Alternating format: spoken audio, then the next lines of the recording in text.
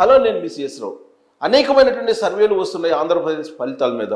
ఆ సర్వేలన్నింటినీ సమాప్తి చేసిన తర్వాత 48 చోట్ల ఎటు డిసైడ్ చేసుకునే పరిస్థితి ఉంది అనేది ఆల్రెడీ మేము ఒక అంచనాకు వచ్చాం. అందుకే ఆ 48 చోట్ల ఎవరు మెజారిటీ సాధిస్తారో, ఎవరు ఎక్కువగా గెలుస్తారో వాళ్లే అధికారంలోకి వచ్చేటువంటి అవకాశం ఉంది అనేటువంటి ఒక అభిప్రాయానికి రావచ్చు. అందుకే రకరకాల సర్వేలు ఆల్మోస్ట్ అన్ని సర్వేలు ఇస్తూ ఒక 38, 40, 45 ఇలా టైట్ ఫైట్ ఉందని చెప్పి ఇస్తూ ఉన్నారు.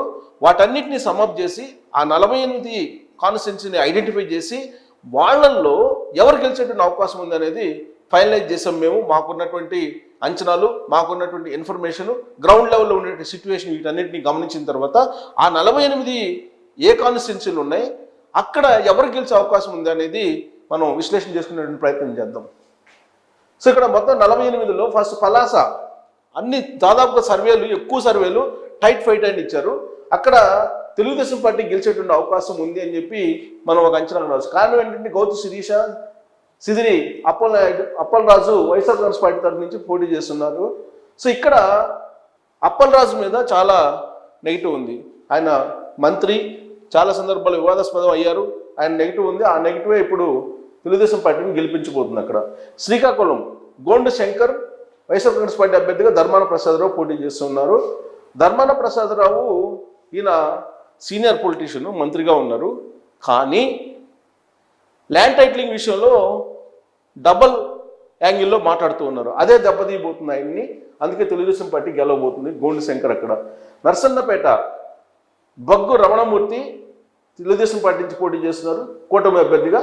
వైఎస్ఆర్ కాంగ్రెస్ పార్టీ అభ్యర్థిగా ధర్మాన కృష్ణదాసు. సో ఇక్కడ ధర్మాన కృష్ణదాసు వీళ్ళిద్దరు అన్నదమ్ములు. సో ఆయన ఆల్రెడీ జగన్ 2.0 క్యాబినెట్లో పనిచేశారు. బట్ ఆయనకి గుడ్ విల్ లేదు. సో రమణమూర్తికి అక్కడ గుడ్ విల్ ఉంది. అందుకే అక్కడ తెలుగుదేశం పార్టీ గెలవబోతుంది. హెచ్ఎల్ నుంచి ఎన్ ఈశ్వరరావు కూటమి అభ్యర్థిగా పోటీ చేస్తున్నారు. వైఎస్ఆర్ కాంగ్రెస్ పార్టీ అభ్యర్థిగా గొర్రెల కిరణ్ కుమార్ పోటీ చేస్తున్నారు. ఇక్కడ ఎవరు గెలుస్తారు అనేది మేము అధ్యయనం చేసినప్పుడు ఎవరు గెలిచే అవకాశం ఉంది అనేది ఒక అంచనాకి రాలేకపోయాం. అంత కీన్ కంటెస్ట్ అక్కడ ఉంది అని చెప్పి మనం అంచనా వేయచ్చు. ఇక నెల్లిమర్ల ఇక్కడ కూటమి అభ్యర్థిగా లోక మాధవి జనసేన నుంచి పోటీ చేస్తున్నారు. వైఎస్ఆర్ కాంగ్రెస్ పార్టీ అభ్యర్థిగా అప్పలనాయుడు పోటీ చేస్తున్నారు. అక్కడ జనసేన గెలిచేటువంటి అవకాశం ఉంది. ఎందుకంటే లోక మాధవి కొత్త అభ్యర్థి, ప్లస్ ఆమె ఎడ్యుకేషనిస్టు, ప్లస్ బాగా సేవ అందించినటువంటి పేరు కూడా ఉంది అక్కడ. ఇంకా గజపతి నగరం కొండపల్లి శ్రీనివాస్ కూటమి అభ్యర్థిగా ఉన్నారు. వైఎస్ఆర్ కాంగ్రెస్ పార్టీ అభ్యర్థిగా బొత్స అప్పల నరసయ్య ఉన్నారు. అక్కడ వైఎస్ఆర్ కాంగ్రెస్ పార్టీ గెలిచే అవకాశం ఉంది. ఎందుకంటే బొత్స ఫ్యామిలీ నుంచి వచ్చారు కాబట్టి వాళ్ళకంటే ఒక పెద్ద రెప్యుటేషన్ ఉంది. ఇంకా పాలకొండ జయకృష్ణ జనసేన పార్టీ నుంచి పోటీ చేస్తున్నారు. కళావతి వైఎస్ఆర్ కాంగ్రెస్ పార్టీ నుంచి పోటీ చేస్తున్నారు. అక్కడ జనసేన గెలిచేటువంటి అవకాశం ఉంది. ఇక సాలూరు నుంచి సంజారాన్ని పోటీ చేస్తున్నారు కూటమి తరపు నుంచి. రాజన్న ద్వారా వైఎస్ఆర్ కాంగ్రెస్ పార్టీ నుంచి పోటీ చేస్తున్నారు.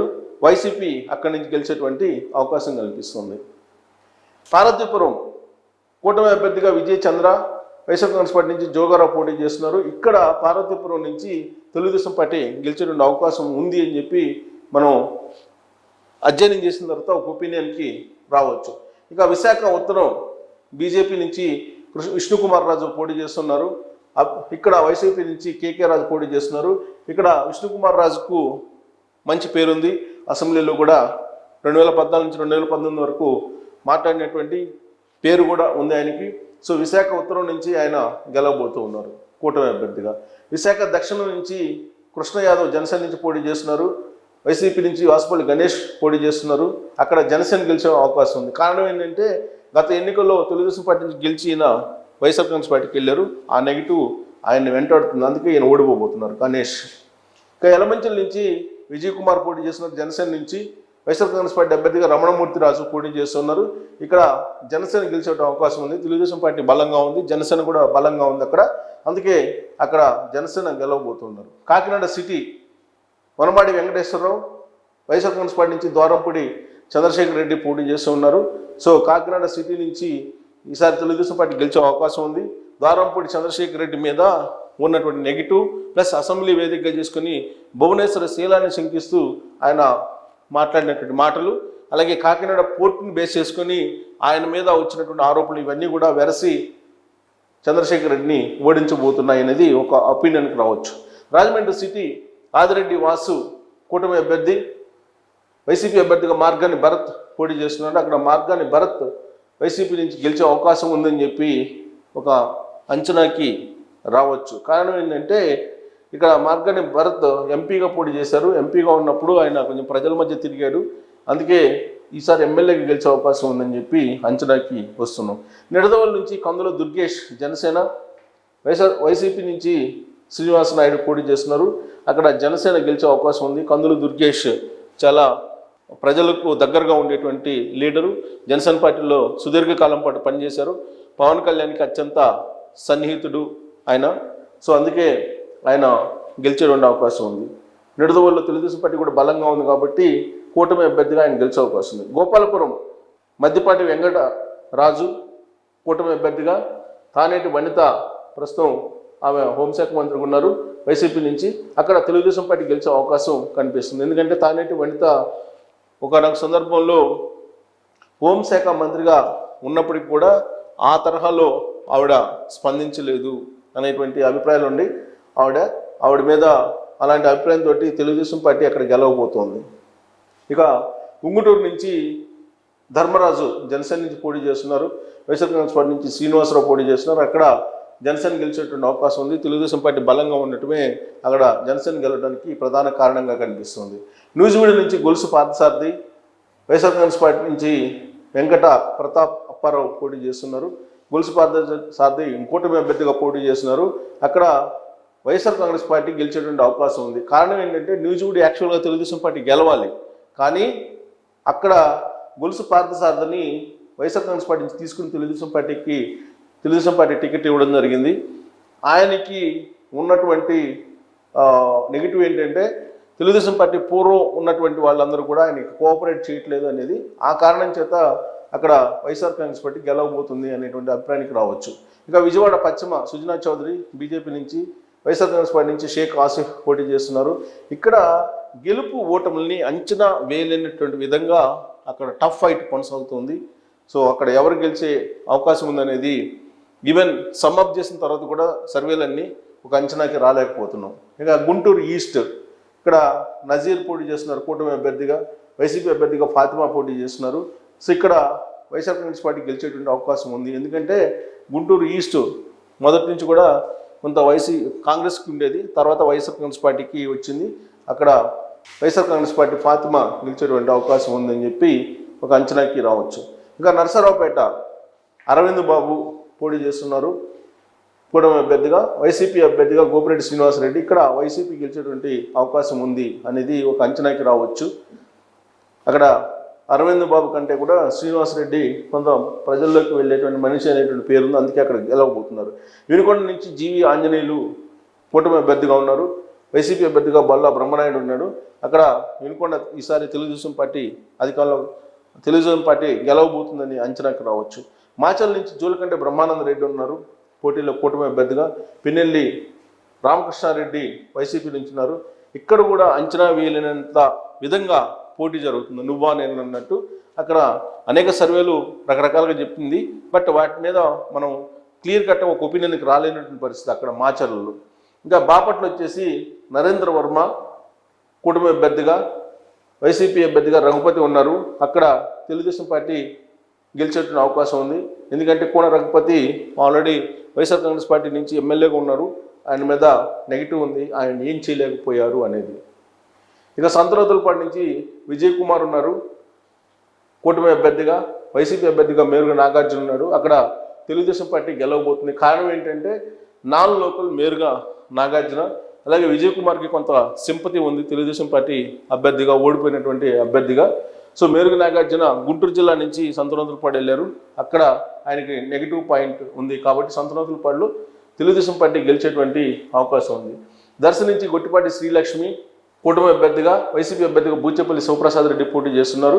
అక్కడ తెలుగుదేశం పార్టీ గెలిచేటువంటి అవకాశం ఉంది. ఎందుకంటే గొట్టిపాటి నర్సయ్య బ్రాండ్ ఉంది అక్కడ, ఆ బ్రాండ్ తోటి ఆవిడ గెలిచేటువంటి అవకాశం ఉంది. ప్లస్ గొట్టిపాటి రవి కూడా స్ట్రాంగ్గా అద్దంకిలో ఉన్నారు కాబట్టి ఆడ తెలుగుదేశం పార్టీ గెలిచే అవకాశం ఉంది. మార్కాపురం నుంచి కందుల నారాయణ రెడ్డి కూటమి అభ్యర్థిగా ఉన్నారు, వైసీపీ అభ్యర్థిగా అన్న రాంబాబు ఉన్నారు. అక్కడ తెలుగుదేశం పార్టీ గెలిచేటువంటి అవకాశం ఉంది అని మనం ఒక అంచనాకు రావచ్చు. ఎందుకంటే సర్వేలన్నీ కూడా రకరకాలుగా చెప్తున్నాయి మార్కాపురం మీద. కానీ ఆ టెన్నిటిని సమ్మప్ చేయడంతో పాటు గ్రౌండ్లో ఉండేటువంటి సిచ్యువేషన్ని అధ్యయనం చేసిన తర్వాత కందుల నారాయణ రెడ్డి ఈసారి తెలుగుదేశం పార్టీ నుంచి గెలవబోతున్నారని ఒక కంక్లూజన్కి రావచ్చు. కారణం అన్నార్ రాంబాబు మీద నెగిటివ్ ఉండటం, అలాగే వైఎస్ఆర్ కాంగ్రెస్ పార్టీని వ్యతిరేకించి ఒకనొక సందర్భంలో ఆయన కామెంట్లు చేయటం, డబ్బులు ఇస్తేనే ఓట్లేస్తారు, డబ్బులు ఇచ్చిన వాళ్ళకి పనులు చేయటం ఏముందనే కామెంట్లు కూడా సంచలనంగా మారాయి ఒకప్పుడు అన్నార్ రాంబాబు చేసిన కామెంట్లు. ఇక గిద్దలూరు నుంచి అశోక్ రెడ్డి కూటమి అభ్యర్థిగా ఉన్నారు, వైసీపీ అభ్యర్థిగా కుందూరు నాగార్జున రెడ్డి ఉన్నారు. అక్కడ తెలుగుదేశం పార్టీ గెలిచేటువంటి అవకాశం ఉంది గిద్దలూరు నుంచి. ఎందుకంటే గిద్దలూరు తెలుగుదేశం పార్టీకి ఒక రకంగా పాజిటివ్గా ఉండేది అప్పట్లో కూడా. ఇప్పుడు నాగార్జున రెడ్డి మీద ఉన్నటువంటి వ్యతిరేకత కారణంగా అక్కడ అశోక్ రెడ్డి గెలిచే అవకాశం ఉంది. ఆత్మకూరు ఆనం రామనారాయణ రెడ్డి కూటమి అభ్యర్థిగా, మేకపాటి విక్రమరెడ్డి వైసీపీ అభ్యర్థిగా ఉన్నారు. అక్కడ తెలుగుదేశం పార్టీ గెలిచే అవకాశం ఉంది. రామనారాయణ రెడ్డి ఇప్పుడు కూడా ఆయన స్వల్ప మెజార్టీతో గెలుస్తున్నటువంటి రికార్డే ఉంది ఆత్మకూరు నుంచి.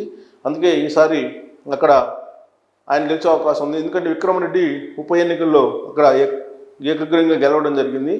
బట్ ఈసారి రామనారాయణ రెడ్డికి అవకాశం ఇచ్చే అవకాశం ఉంది ఆత్మకూరులో. సర్వేపల్లి సోమిరెడ్డి చంద్రమోహన్ రెడ్డి కూటమి అభ్యర్థిగా, కాకాని గోవర్ధన్ రెడ్డి వైసీపీ నుంచి పోటీ చేస్తున్నారు. అక్కడ ఈసారి సోమిరెడ్డి చంద్రమోహన్ రెడ్డి గెలిచే అవకాశం ఉందని చెప్పి ఒక కంక్లూజన్ రావచ్చు. కారణం ఏంటంటే ఆయన మీద చాలా సింపతి ఉంది, వరుసగా ఓడిపోతూ వస్తున్నారని. ఈసారి బహుశా నేను అనుకుంటున్న చివరి అవకాశం అని చెప్పి చంద్రమోహన్ రెడ్డికి ఇవ్వచ్చు. గూడూరు నుంచి సునీల్ కుమార్ కూటమి అభ్యర్థిగా ఉన్నారు, వైసీపీ అభ్యర్థిగా మురళీధర్ ఉన్నారు. అక్కడ వైసీపీ గెలిచేటువంటి అవకాశం ఉంది. తిరుపతి నుంచి శ్రీనివాసులు జనసేన నుంచి, అభినయ్ రెడ్డి వైసీపీ నుంచి పోటీ చేస్తున్నారు. అక్కడ జనసేన ఈసారి గెలిచేటువంటి అవకాశం ఉంది అని చెప్పి తెలుస్తుంది. ఇక చంద్రగిరి నుంచి ప్రసాద్ పోటీ చేస్తున్నారు, వైసీపీ నుంచి మోహిత్ రెడ్డి, అక్కడ వైసీపీ గెలిచేటువంటి అవకాశం ఉందని చెప్పి కంక్లూజన్ రావచ్చు. చిత్తూరు నుంచి జగన్మోహన్ ఉన్నారు కూటమి అభ్యర్థిగా, వైసీపీ అభ్యర్థిగా విజయానంద రెడ్డి ఉన్నారు. అక్కడ తెలుగుదేశం పార్టీ గెలవబోతుందని చెప్పి అంచనాకు రావచ్చు. రాజంపేట నుంచి సుబ్రహ్మణ్యం ఉన్నారు, సుఖవాసి, వైసీపీ నుంచి అమర్నాథ్ రెడ్డి ఉన్నారు. తెలుగుదేశం పార్టీ ఈసారి గెలిచేటువంటి అవకాశం ఉంది రాజంపేట అసెంబ్లీలో. కారణం ఏంటంటే ఈయన సుబ్రహ్మణ్యం సీనియర్ పొలిటీషియన్, అందరికీ తెలుసు, వాళ్ళ నేపథ్యం కూడా తెలుసు, కుటుంబ నేపథ్యం. మదనపల్లి నుంచి భాషా పోటీ చేస్తున్నారు కూటమి అభ్యర్థిగా, వైసీపీ అభ్యర్థిగా అహ్మద్ పోటీ చేస్తున్నారు. అక్కడ వైసీపీ గెలిచే అవకాశం ఉంది. జమ్మలమడుగు నుంచి ఆదినారాయణ రెడ్డి బీజేపీ తరఫు నుంచి అభ్యర్థిగా ఉన్నారు. అక్కడ నుంచి వైసీపీగా సుధీర్ రెడ్డి ఉన్నారు. అక్కడ వైసీపీ గెలిచేటువంటి అవకాశం ఉంది జమ్మలమడుగులో. కడప నుంచి మాధవిరెడ్డి పోటీ చేస్తున్నారు. కడప అంజద్ బాషా వైసీపీ నుంచి పోటీ చేస్తున్నారు. అక్కడ తెలుగుదేశం పార్టీ ఈసారి గెలిచేట అవకాశం ఉంది. అంజద్ బాషా ఏం చేయలేదు అనేటువంటి అసంతృప్తి అక్కడ ఉంది. ప్రొద్దుటూరు నుంచి వరదరాజుల రెడ్డి ఉన్నారు కూటమి అభ్యర్థిగా, వైసీపీ నుంచి రాచమల్లి శివప్రసాద్ రెడ్డి ఉన్నారు. సో వీళ్ళిద్దరిలో ఈసారి తెలుగుదేశం పార్టీ వరదరాజుల రెడ్డి గెలిచేటువంటి అవకాశం ఉంది. ఆల్రెడీ రాచమల్లి మీద అనేకమైనటువంటి ఆరోపణలు, ఆయన మీద విమర్శలు కూడా ఉన్నాయి. అందుకే తెలుగుదేశం పార్టీ గెలవబోతుంది. ఆలగడ్డ నుంచి భూమా అఖిలప్రియ మాజీ మంత్రి, వైసీపీ నుంచి విజేంద్ర రెడ్డి పోటీ చేస్తున్నారు. ఈసారి వైసీపీ గెలిచే అవకాశం ఉంది. అఖిలప్రియ కొంచెం వెనకబడ్డారు ప్రచారంలో కానీ అన్ని రకాలుగా, అందుకే అక్కడ వైసీపీ గెలిచేటువంటి అవకాశం ఉందని చెప్పి తెలుస్తుంది. ఇంకా డోర్ నుంచి సూర్యప్రకాష్ రెడ్డి పోటీ చేస్తున్న కూటమి అభ్యర్థిగా, రాజేంద్రనాథ్ రెడ్డి ఆర్థిక మంత్రి ఉన్నారు.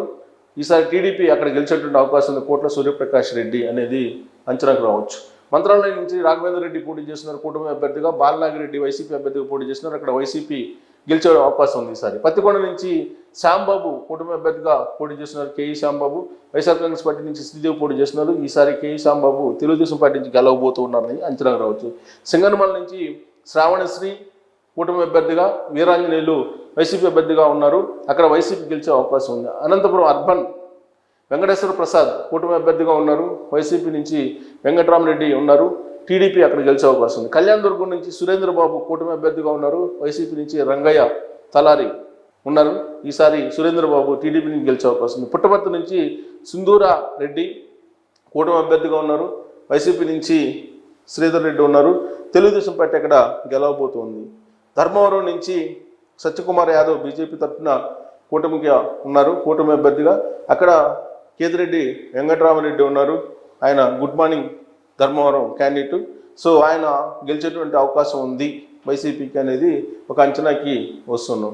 సో టోటల్గా చూసుకుంటే 48 కాన్స్టిట్యున్సీల మీద ఒక ఒపీనియన్కి రాలేకపోతున్నాయి సర్వేలన్నీ కూడా. ఏ సర్వేలు చూసినా కానీ వాటన్నిటిని సమప్ చేసిన తర్వాత ఈ 48లో కూటమికి 32 వచ్చేటువంటి అవకాశం ఉంది, వైసీపీకి 13 వచ్చేటువంటి అవకాశం ఉంది.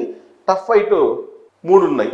సో మొత్తం మీద టఫ్గా ఉన్నటువంటి 48 కాన్స్టిట్యున్సీల్లో మెజారిటీ కూటమికే వచ్చేటువంటి అవకాశం ఉంది. కాబట్టి ఈ 48 చోట్ల ఎక్కువగా కూటమి గెలుచుకునే అవకాశం ఉంది. కాబట్టి రాబోయేటువంటి రోజుల్లో 100కి 100% తెలుగుదేశం పార్టీ కూటమి ఆంధ్రప్రదేశ్లో అధికారంలోకి రాబోతోంది, చంద్రబాబు నాయుడు సీఎం కాబోతున్నారు అనేది అర్థమవుతుంది. స్పష్టంగా క్లియర్గా దీని మీద అధ్యయనం చేసిన తర్వాత మీకు ఉంచినటువంటి అభిప్రాయం ఇది.